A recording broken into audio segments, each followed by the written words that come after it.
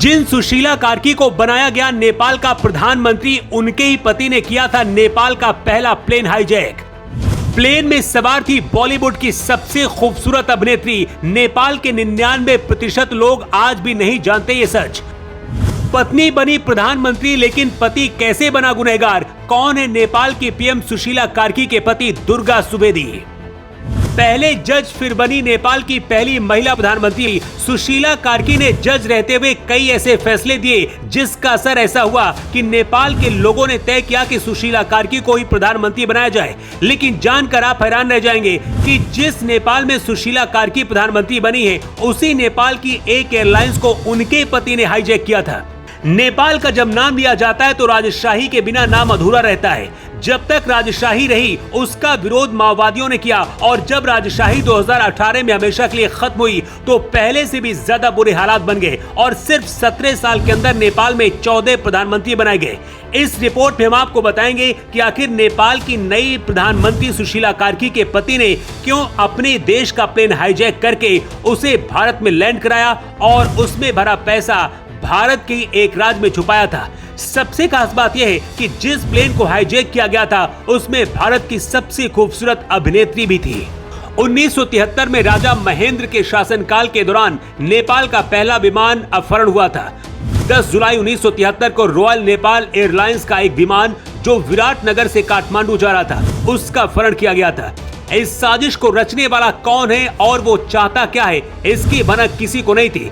इस विमान में 19 यात्री सवार थे, जिसमें बॉलीवुड की मशहूर अभिनेत्री माला सिंह भी शामिल थी। प्लेन हाईजैक करने का उद्देश्य विराटनगर के बैंकों से लाए जा रहे 30 लाख रुपए की नकदी थी। इस अपहरण की योजना तत्कालीन नेपाली कांग्रेस के नेता और बाद में पीएम बने प्रधानमंत्री गिरिजा प्रसाद कोइराला ने बनाई थी। गिरिजा प्रसाद कोइराला नेपाल की राजशाही के खिलाफ सशस्त्र संघर्ष के लिए धन जुटा रहे थे, इसलिए प्लेन हाईजैक की साजिश रची। नेपाल की नई पीएम बनी सुशीला कार्की जब बनारस में पढ़ती थी, उसी दौरान दुर्गा सुवेदी से दोस्ती और फिर प्यार हुआ, जिसके बाद उन्होंने शादी की बाद में। लेकिन दुर्गा सुवेदी राजनीति में एक्टिव थे और उस दौरान गिरिजा प्रसाद कोइराला के बहुत करीबी माने जाते थे। पहले भी कई बार जेल जा चुके थे। 1973 में कुछ दिन पहले जेल से बाहर निकले थे और उसके बाद हाईजैक किया हुआ प्लेन को लेकर भारत के बिहार के फोर्सगंज में उतारा था। प्लेन से लूटा गया पैसा दार्जिलिंग ले जाया गया। सुवेदी और अन्य अपहरणकर्ताओं को बाद में मुंबई में गिरफ्तार किया गया था और 2 साल तक की सजा हुई थी। लेकिन भारत में 1975 में आपातकाल के दौरान उन्हें रिहा कर दिया गया। लेकिन इतना सब कुछ होने के बाद भी सुशीला कार्की ने अपनी एक अलग पहचान बनाई। पहले वकील बनी, फिर चीफ जस्टिस ऑफ नेपाल बनी और अब नेपाल की पहली महिला प्रधानमंत्री बनी है। अपने कार्यकाल के दौरान ऐसे ऐसे फैसले सुनाए कि नेपाल के लोगों ने उनके पति के गुनाहों को दरकिनार करके सुशीला कार्की पर भरोसा किया। मुख्य न्यायाधीश रहते हुए सूचना और संचार मंत्री जयप्रकाश गुप्ता को पद पर रहते हुए जेल की सजा सुशीला कार्की ने सुनाई थी। ये नेपाल के इतिहास में पहली बार था जब किसी सिटिंग मंत्री को इस तरह की सजा दी गई हो।